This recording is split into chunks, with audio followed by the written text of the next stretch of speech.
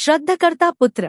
प्राचीन काल में 12 प्रकार के पुत्र बतलाए जाते थे, जिसमें से क्षेत्रज, पुत्रिका पुत्र और दत्तक पुत्र महत्व रखते थे।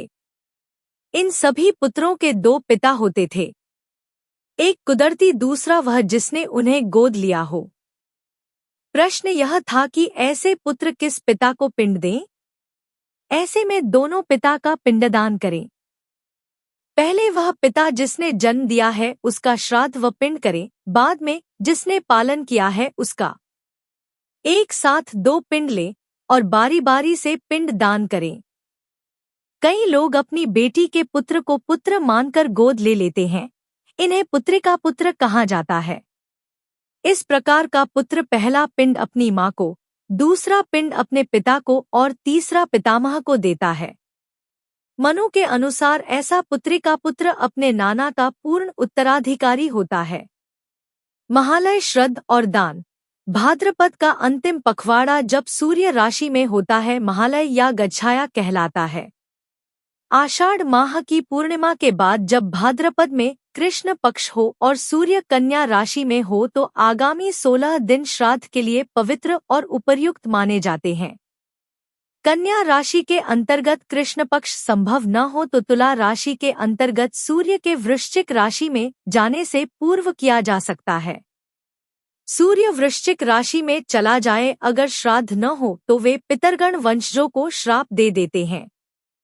भाद्रपद आश्विन कृष्ण पक्ष श्राद्ध के लिए उपयुक्त माना गया है। इस मास में पितरों का वास होता है, इसलिए इसे महालय कहा जाता है।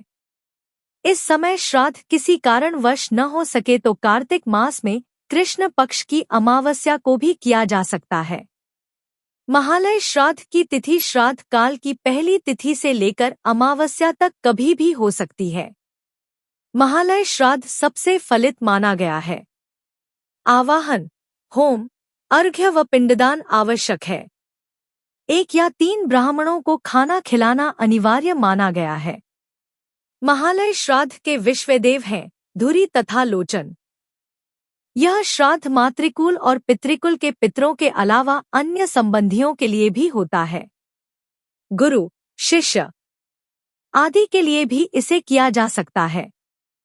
सन्यासियों का श्राद्ध महालय की द्वादशी को ही होता है, क्योंकि विष्णु के लिए द्वादशी पावन है। महालय श्राद्ध मलमास में करना वर्जित है। हर श्राद्ध के बाद कर्ता के लिए सामर्थ्यानुसार दान देने का निर्देश है। बिना दक्षिणा के श्राद्ध फलित नहीं होता है। धन, गाय, वस्त्र, शय्या आदि दान है, लेकिन शय्यादान का विशेष महत्व है। शय्यादान का अर्थ है कि जैसे विष्णु की शय्या सागरपुत्री लक्ष्मी से कभी खाली नहीं होती, उसी प्रकार मेरी शय्या भी जन्म जन्मांतर तक भरी पूरी बनी रहे। आभ्युदयक श्राद्ध पुरखों को हम श्राद्ध काल में ही नहीं वरन अन्य अवसरों पर भी याद करते हैं। पुत्र जन्म, मुंडन, उपनयन, विवाह जैसे मांगलिक अवसरों पर अथवा कुआं, बावड़ी, प्याऊ आदि बनवाने पर भी उनका स्मरण व श्राद्ध किया जाता है। श्राद्धों में जहां विषम संख्या यानी 3, 11, 21 ब्राह्मण होते हैं, वहीं आभ्युदय श्राद्ध में सम संख्या यानी 2, 8, 10 ब्राह्मण होते हैं। प्रदक्षिणा समेत सभी कृत्य बायसे दान्ये की ओर किए जाते हैं। सामग्री में काले तिल के स्थान पर जी का उपयोग होता है। अभ्युदय श्राद्ध में दक्षिण मुख की बजाय उत्तर की ओर मुख करता है और कहता है कि मैं नांदीमुख पितरों का आवाहन करता हूँ। यथा मन्यादीना मुनीन्द्राणा सूर्याचंद्रम सोस्तथा तान नमस्याभ्यः सर्वान् पितृनप्सूत्थावपि। मार्कंडेय पुराण। जो मनु आदि राजर्षियों, मुनीश्वरों तथा सूर्य और चंद्रमा के भी नायक है, उन सभी समस्त पितरों को मैं जल और समुद्र में भी नमस्कार करता हूँ। अभ्युदय पूजा में स्वधा के बजाय स्वाहा शब्द का प्रयोग होता है। ब्राह्मण भोज के समय इंद्र को संबोधित किया जाता है और शांति मंत्रों का पाठ होता है, परंतु पितरों को संबोधित मंत्रों का नहीं होता है। अंत में कर्ता नांदीमुख पितरों से आशीर्वाद मांगता है। धर्म के 4 अंग और श्राद्ध धर्म के 4 प्रमुख अंग हैं। वेद, स्मृति, सदाचार और अनुकूलता। चारों अंग ज्ञान को व्यवहारिक जगत में मनुष्य के दैनिक आचरण से गूंथते रहते हैं। निरंतरता, सनातनता धर्म का मूल गुण है और इसी के अंतर्गत मनुष्य को अपने आप को अपनी 3 परवर्ती पुत्र, पौत्र, प्रपौत्र और 3 पूर्ववर्ती पिता, पितामह, प्रपितामह पीढ़ियों के साथ एक पिंड का भागीदार माना गया है। श्राद्ध के अनुष्ठान में श्राद्धकर्ता श्रद्धापूर्वक बुद्धि और स्मृति को ठोस भौतिक आचार से जोड़कर अपने पहले की 3 पूर्ववर्ती पीढ़ियों के सूक्ष्म शरीरधारी पितरों को अन्न से बना पिंड देता है।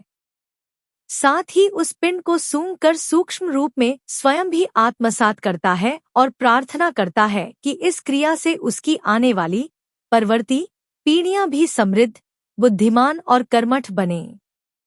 इस तरह से श्राद्ध की क्रिया भौतिक अनुष्ठान की स्मृति तथा ज्ञान से और कर्ता के वर्तमान को अतीत और भविष्य दोनों से जोड़ने वाला एक महत्वपूर्ण सेतु बन जाती है। हमारे मृत पूर्ववर्ती जन जो पितर बन चुके हैं, उनको हम स्थूल इंद्रियों से नहीं सूक्ष्म बुद्धि से जानते हैं और करते हैं अनुभव। यह कल्पना की जाती है कि हमारे शरीर की कोशों के रूप में हमारे पास अभी भी बने हुए हैं। उनका स्थूल शरीर भले ही नष्ट हो गया हो, लेकिन उनकी संतान उनके भावना शरीर का स्मरण करती है और श्रद्धोपनरात उनकी तथा आने वाली पीढ़ियों की तृप्ति की कामना करती है, ताकि हमारा गोत्र बढ़े, हमें सुख समृद्धि देने वाले देवता बढ़े, वेदरूप ज्ञान की वृद्धि हो, संतान की वृद्धि हो, श्रद्धा हमसे कभी अलग न हो, हमारे पास दान देने योग्य प्रचुर सामग्री हो और अतिथि सत्कार का लाभ हमें मिलता रहे। लोग हमसे मांगे, हमें लोगों से मांगना न पड़े। यह मंगल कामना पूर्ण हो। श्राद्ध कृत्य का मुख्य कर्म श्रद्धा माना गया है। श्रद्धा यानी पवित्र आस्था। जिसमें आस्था नहीं वह आंत करने का अधिकारी नहीं होता है। कात्यायन ऋषि के अनुसार शाक सब्जी से भी किया गया श्राद्ध स्वीकार होता है। यदि श्रद्धा हो तो किसी भी चीज से किया गया श्राद्ध वह पूर्वजों के भोजन में परिवर्तित होकर उन्हें सहर्ष स्वीकार होता है। इसके विपरीत यदि श्रद्धा नहीं है तो धन खर्च करने पर भी वह पूर्वजों को स्वीकार नहीं होता है, वह निष्फल हो जाता है। प्राचीन काल में श्राद्धों में पशु बलि दी जाती थी। इसका रहस्य क्या था पता नहीं, जो कालांतर में लुप्त हो गई। उसकी जगह अब खड़ी उड़द दाल और आटे की बनी पशु आकृति अर्पित की जाती है। माना जाता है कि पिता पुत्र का और बड़ा भाई छोटे भाई का श्राद्ध नहीं कर सकता, लेकिन यदि जरूरत पड़े तो यह श्राद्ध भी किया जा सकता है। किसी को भी किसी का भी स्नेहवश श्राद्ध करने की अनुमति है, विशेषकर गया में। आपातकाल में उपनयन विहीन पुत्र भी अंत्येष्टि से जुड़े मंत्रों का उच्चारण कर सकता है ब्राह्मण के माध्यम से। वेदों के ज्ञाता, श्रोतीय मंत्र का विशिष्ट ज्ञान रखने वाले ब्राह्मण श्राद्ध ग्रहण करने के योग्य माने जाते हैं। इन्हें ही भोजन कराने से या दान करने से अक्षय फल की प्राप्ति होती है। भांजे को भी दान देने से अभीष्ट फल की प्राप्ति होती है। माना जाता है कि एक भांजा 100 ब्राह्मण के बराबर माना जाता है। रोगी, मांसाहारी, शराबी, चरित्रहीन, कुत्सित कर्म में लीन तथा अवैष्णव को श्राद्ध कार्य में बुलाना अनुचित होता है।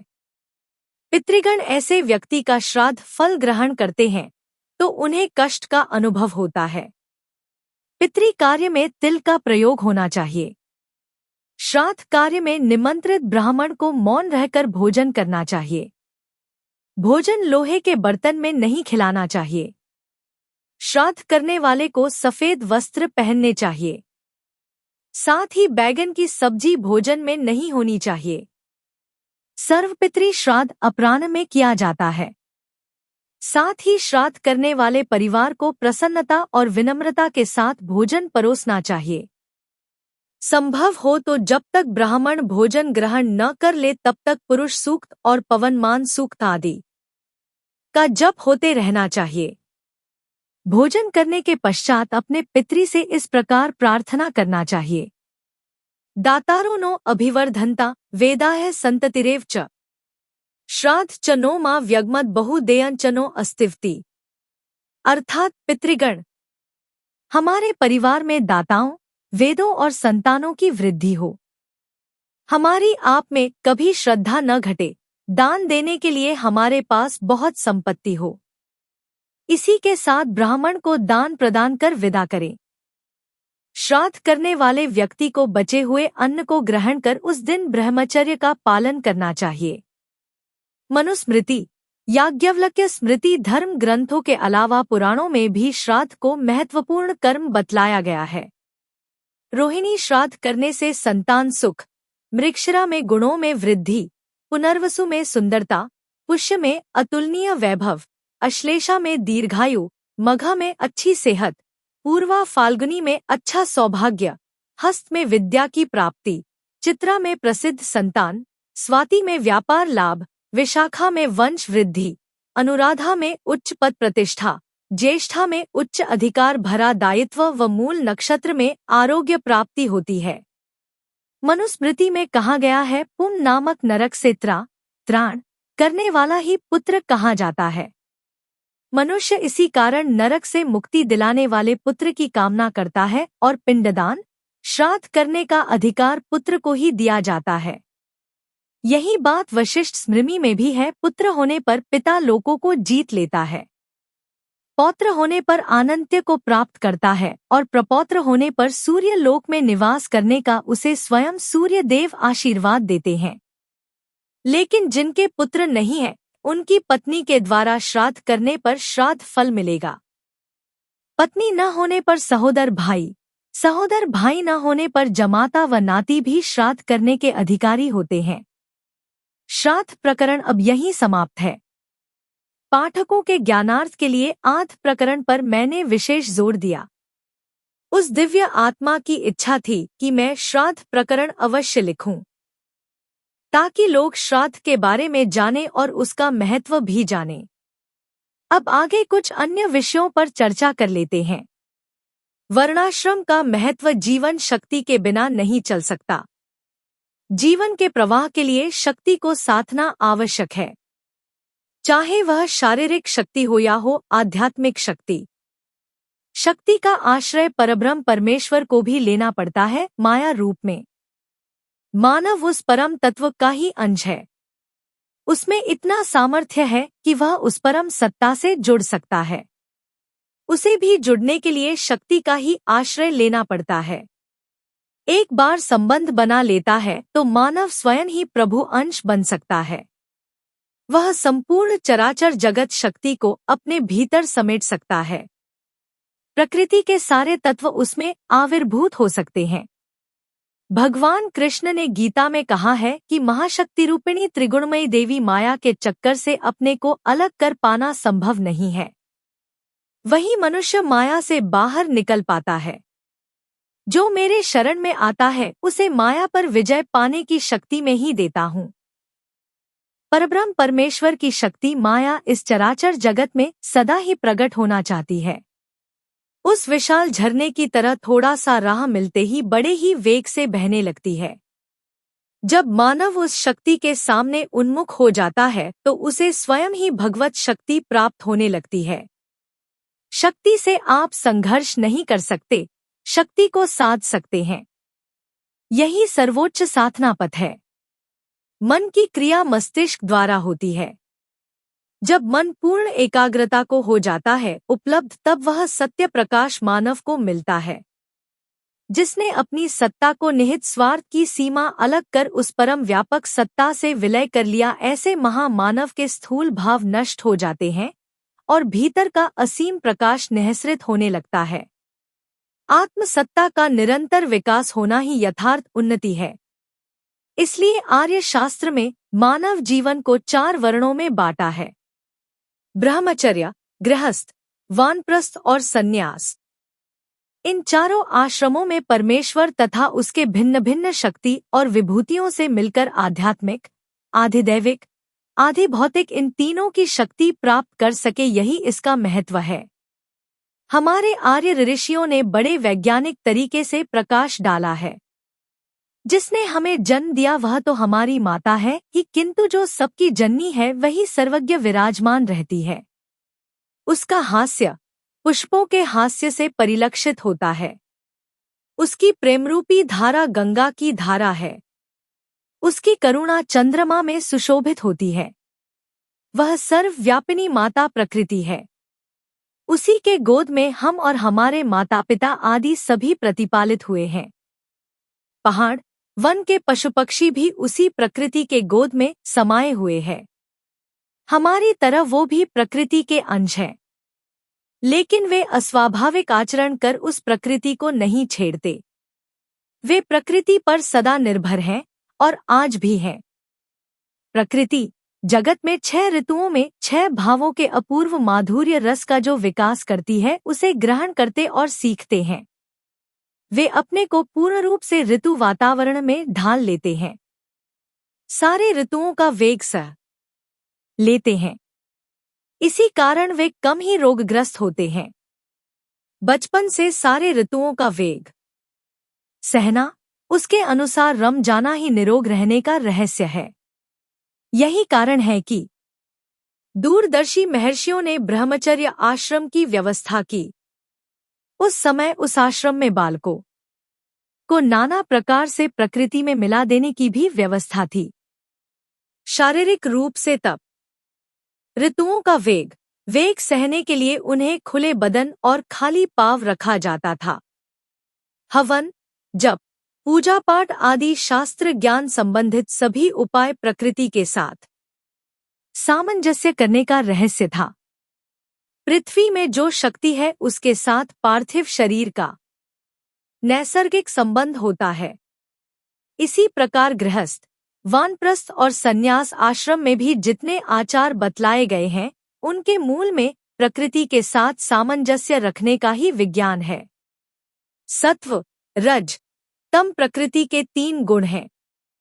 आयुर्वेद शास्त्र के अनुसार वात, पित्त, कफ का भी संबंध है। सत्वगुण के साथ पित्त का, रजोगुण के साथ वात का और तमोगुण के साथ कफ का संबंध होता है।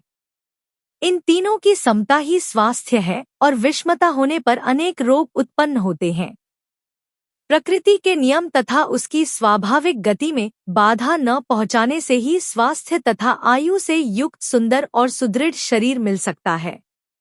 अधिकांश रोग हमारे शरीर के भीतर से उत्पन्न होते हैं, जो कि काम, क्रोध आदि के वेग के वशीभूत होने से या अतिश्रम या आलस्य से हुआ करते हैं। स्वस्थ शरीर प्रकृति के प्रवाह में अपने को उसके लय में बहने देने से मिलता है। प्रकृति की गति में बाधा न देने से समस्त रोगों से मानव मुक्त रहता है और रहता है स्वस्थ। प्रकृति के साथ लय में रम जाना ब्रह्मचर्य आश्रम का लक्ष्य था। आगे चलकर यह बालक स्वस्थ शरीर, मानसिक और आध्यात्मिकता से संसार के प्रबल प्रवाह को सहन कर अपने लक्ष्य को प्राप्त करता है। लेकिन बहुत लोग ऐसे भी हुए जो गृहस्थ आश्रम में न जाकर ब्रह्मचर्य आश्रम से संन्यास आश्रम में प्रवृत्त हो गए। लेकिन गृहस्थ आश्रम भी प्रकृति के अंतर्गत है। प्रकृति के विकास के लिए गृहस्थ धर्म आवश्यक है। इसलिए गृहस्थ आश्रम का अपना महत्व है। गृहस्थ आश्रम का कर्तव्य है अतिथि सेवा, हृदय की उदारता, भगवत आराधना, ऋषि, देवता, पितरों की सेवा, परिवार और सभी के लिए आत्म सुख त्याग करने की शक्ति, त्याग, संयम आदि सेवा और देश सेवा के लिए कालांतर में यथार्थ उपयोगी बन सकता है। गृहस्थ आश्रम में शक्ति लाभ तथा धर्ममूलक प्रवृत्ति की चरितार्थता से निवृत्ति का परिपोषण होने से उसके बाद वानप्रस्थ में प्रवेश होता है, जो संसार में वैराग्य का प्रतीक है। उसके बाद वैराग्यवान साधक निवृत्ति की पराकाष्ठा पार कर संन्यास आश्रम का लाभ करता है। निवृत्ति परायण सन्यासी सर्वज्ञ से चित्त हटाकर परमेश्वर के ध्यान में निरंतर मग्न रहते हैं। इसी ध्यान के कारण समाधि को हो जाते हैं उपलब्ध। इस प्रकार ब्रह्मचर्य, गृहस्थ, वानप्रस्थ तथा संन्यास आश्रम के द्वारा क्रमशः स्थूल, सूक्ष्म और कारण शरीर की शक्ति प्राप्त कर अनंत समाधि में लीन हो जाते हैं। चारों आश्रमों का यही विज्ञान है और है परम तत्व को हो जाना उपलब्ध। उपासना का रहस्य मानव जीवन असीम इच्छा का दास है। एक इच्छा पूरी हुई कि दूसरी इच्छा जागृत हो जाती है। तब वह अपनी भौतिक इच्छा की पूर्ति के लिए ईश्वर की उपासना, आराधना करता है। उसे कहीं न कहीं विश्वास होता है कि इच्छारूपी तृष्णा को केवल ईश्वर ही पूरा कर सकता है। लेकिन अंत में फिर क्या होता है? मानव पहले की तरह खाली का खाली ही रहता है।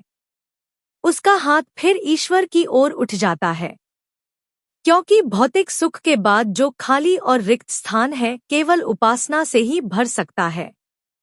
उपासना ही उस परम तत्व के समीप ले जाती है अभाव की पूर्ति के लिए।